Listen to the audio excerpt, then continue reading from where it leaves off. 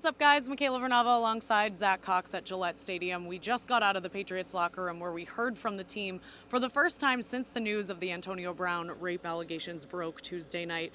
And we heard from the likes of Tom Brady, captains Matthew Slater, Devin McCourty, and a handful of other guys. Zach, what surprised you most about what some of these players had to say about the situation?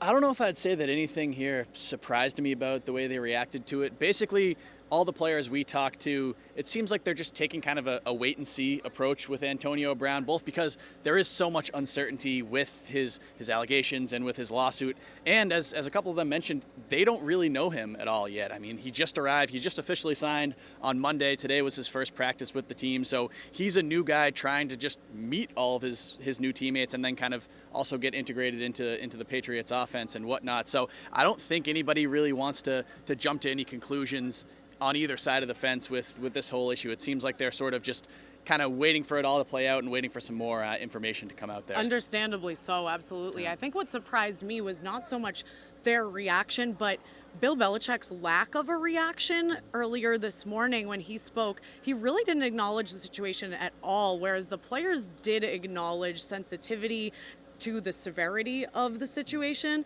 And something Matthew Slater said that stuck out to me is when a new guy comes into this locker room, they're joining a brotherhood, but that's not something that happens just because you have the Flying Elvis on your jersey. The brotherhood is something that's ongoing.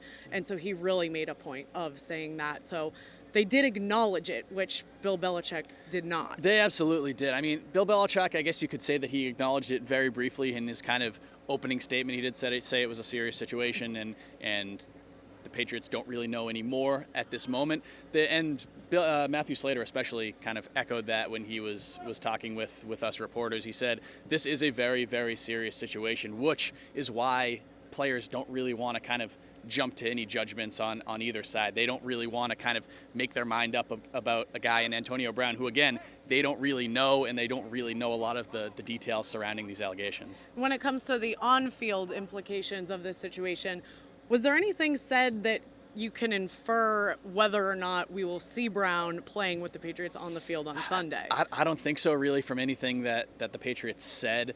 The fact that he was out at practice today at least gives it a kind of higher likelihood that he will be out there on the field this Sunday in Miami. But honestly, even if this whole situation did not come up, even if this was just Antonio Brown joining the Patriots under normal circumstances, I wouldn't have been shocked if they sat him out for this game in Miami. That's what they did with Josh Gordon when he joined the team last year. He didn't play in that first game. They had kind of a limited role in the next two, and then was full go in the fourth game. So it wouldn't surprise me in the slightest if Antonio Brown is on the field is not on the field rather for the Patriots this weekend. I actually kind of would be surprised if they would put him out there just with all this uncertainty still swirling around him, unless some sort of information comes out over the next couple days that kind of gives a little clarity to this. But right now, yeah, it's still really a toss-up over whether he's out there or not this weekend. All right, thanks, Zach. We, of course, are keeping tabs as this story unfolds, so make sure to stay with us on NESN.com.